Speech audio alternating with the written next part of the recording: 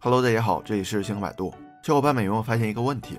那些需要保持专注的事情，比如工作、学习，我们是越来越没办法专注了。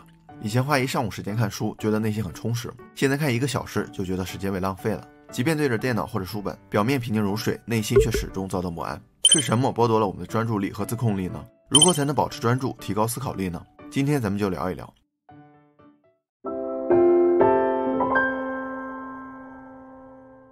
首先我要声明一点，注意力分散、专注力缺失真的不怪你，而是你的大脑被一些事情宠坏了。我们可以想一下，做什么事情不需要专注就可以完成？你躺在沙发上动动手指划划屏幕，就能开心一上午。这个时候虽然你是专心的刷着手机，但注意力完全是碎片化的。从文字到图片再到短视频，我们获取的信息量爆发式增长，而且不用自己动脑，后台算法比你自己都清楚你喜欢看什么。这边爱豆出新剧了，那边小姐姐又跳舞了，随着手指频繁的上滑，几秒钟一个爽点，不停地刺激着大脑，我们的注意力就在网络舒适区里被切割的稀碎。另外，假如你看了场球赛，购物平台、自媒体平台就像装了监控一样，不停地推送相关信息，无时无刻不在抢夺注意力，这就是第一个现象，注意力过度碎片化。第二点是注意力慢不下来。现在大家看剧是不是都倍速了？我基本都是 1.5 倍。同款的小伙伴弹幕1，上次花了2个小时把鱿鱼游戏看完了，我都怀疑自己以前躲被窝里看1晚上小说是怎么做到的。如果2倍还嫌慢不要紧，咱们还有几分钟看完之类的视频。你要看华尔街之狼5分钟就搞定了，你要看权力游戏10分钟也能说清楚。不光影视剧，文学书籍、时事新闻都安排的明明白白。学理财、学心理学、了解文化历史都是分分钟的事儿。有英和 UP 能用10分钟带你看完1万年的人类进化史。我们把需要长时间深度研究的内容也变得立得可取，而且视频看上去做得又干又有趣。跟这些比起来，我肯定不愿意花几天时间去看一本枯燥的书，对吧？捷径走惯了，正常的路就不知道怎么走了。第3个现象是思考力停留在表面。我之前喜欢听几分钟拆解一本书，甚至还有些骄傲，1天就能播听群书。后来我发现我不仅记不住听的内容，连书名都没有印象。其实这些内容只能代表我们看到、听到，而非学到。有一篇系统性综述提到，无论是对于内容的理解还是记忆的牢固程度上，纸质阅读的效果都比电子阅读要好。当材料内容越复杂时，纸质阅读的优势越大。我觉得有2个原因，一是看纸质书获取信息的节奏慢，而且你会不停地翻阅来解答阅读过程中的问题，可以帮助自己形成完整的思维导图。二是看文字，你需要在大脑里把抽象的内容具象化，帮助自己理解和记忆。看视频就不需要这个过程。久而久之，大脑像是一个被宠坏的孩子，就是玩而不学习，困在信息茧房里出不来。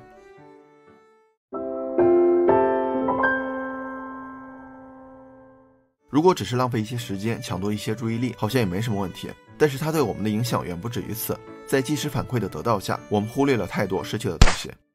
思考空间被挤压。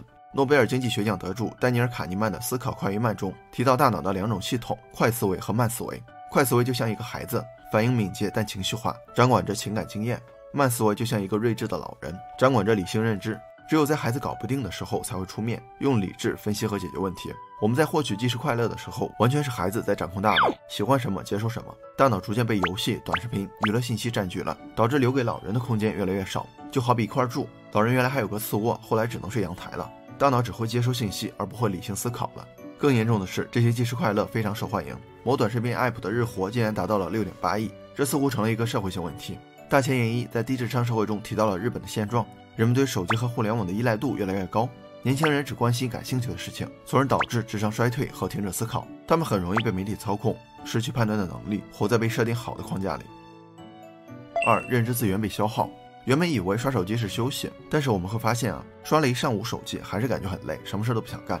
这不是因为变懒了，而是在刷手机的时候也在消耗我们的认知资源。大脑有个部分叫默认模式网络，在你专注做事的时候它休眠，在注意力分散的时候它反而比较活跃。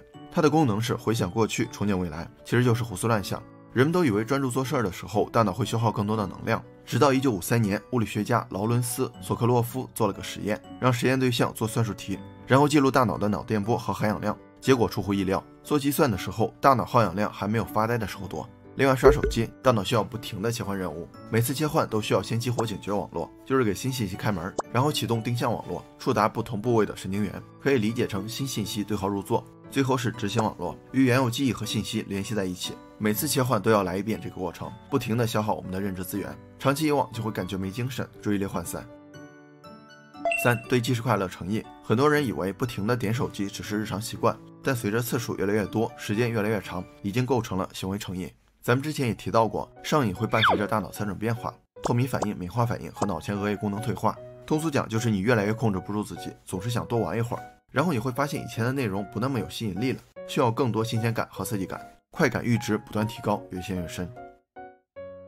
4. 专注力不断降低。公号 L 先生说提到了一份来自 GIIC 的报告，2008年美国人平均每天闲暇时间所接收的信息达到了34G，而我们的注意力每秒钟能处理多大的信息量呢？按照心理学家米哈里·契克森米哈的估算，这个数字的极限大约是120 bit。简单换算一下，后者是前者的22.7亿分之一，也就是咱们的大脑带宽不足。虽然每天海量信息灌输给你，但能接受并处理的少之又少，而剩余的信息我们都可以称之为噪音。噪音越多，你的注意力就越分散。微软开展过一项研究，发现现代人的专注时间降低到了8秒，怪不得我上班都是专注几秒钟，花时半小时。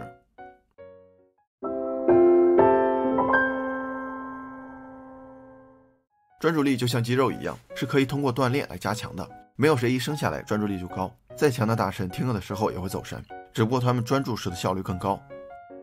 1. 杜绝一切干扰。小伙伴们千万不要高估自控力，觉得能控制住自己不玩游戏不刷视频。你要面对的不是冰冷的机器，而是众多技术人员精心设计的算法，你的点击浏览都能变成实实在在的金钱跑到他们的口袋。在这种情况下想赢真的很难，手机里的消息提醒不停地撩拨你的心弦，能坚持3天就是大神了。所以索性关闭一切消息提醒，我就是这么干的。也可以借助工具来检测自己使用手机的时间和频率。前期不太可能一棒子打死，就循序渐进，设定惩罚措施，并找朋友监督。比如超时1次请朋友吃顿饭，他们肯定都愿意干，对吧？这个过程是反人性的，所以下手一定要狠。如果你能抵挡住低幼信息的诱惑，就已经成功了一半。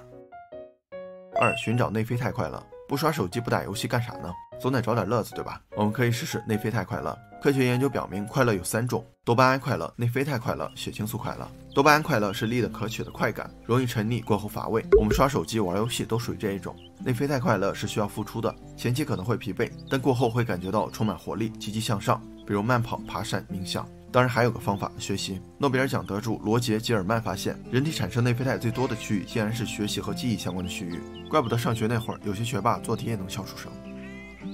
3. 训练超强专注力。有个知乎大神找到了一本英文原版书，翻译过来是如何像爱因斯坦一样专注，提到了12个专注力训练法，分成4组，每组3步，每一组层层递进，每天坚持几次，连续17天会有明显的提升。第一组1，闭上眼睛，想象一条两边都种了树的路，视线由近到远，一直到路的尽头融为一个点。2，想象一个孩子正在荡秋千，越荡越慢，直到停止。3，想象一列火车离你远去，车尾有一个大大的字母 I， 随着火车远去 ，I 变成一个点。第2组1，闭着眼，在脑海中假想分别用左手和右手各画一个无穷大的符号。2，闭着眼假想用双手一起画螺旋，先顺时针，再逆时针，最后2只手方向相反对着画。3，闭着眼想象一朵花慢慢盛开的过程。第3组1，找8个物品放到桌上，从最后一个开始依次拿掉，然后在脑海中再来一遍。2，闭着眼想象你写数字1、2、3，然后从3开始依次擦掉。3，想象你写单词 New York， 然后从 K 开始依次擦掉。第4组1，闭眼深呼吸10次，感受气流在你的喉咙和肺里流进流出。2，闭眼深呼吸10次，随着每次吸气呼气数数，数到20。3，闭眼慢慢呼吸10次，专注呼吸，什么都不想。4，培养深度思考力。最后一点咱们再聊思考力，因为思考快于慢中提到，要触发慢思维的前提就是保持专注。另外，深度思考力是建立在认知水平上的，所以我们要从看到、听到转变为真正的学到，把有价值的信息同化成自己的东西，并形成知识体系。我自己一直在用的方法就是输入输出，看书学习就是输入，写下来说出来就是输出的过程。这样我们看待问题的角度会变得不同，不会被纷乱复杂的信息干扰，不会盲从媒体制造的舆论话题，更不会有乌合之众提到的情绪化、无意义、低智商的群体特征。坚持用慢思维武装自己是个长期受益的过程，所以也会感到内啡肽快乐。娱乐至死有句话是，毁掉我们的不是我们憎恨的东西，恰恰是我们热爱的东西。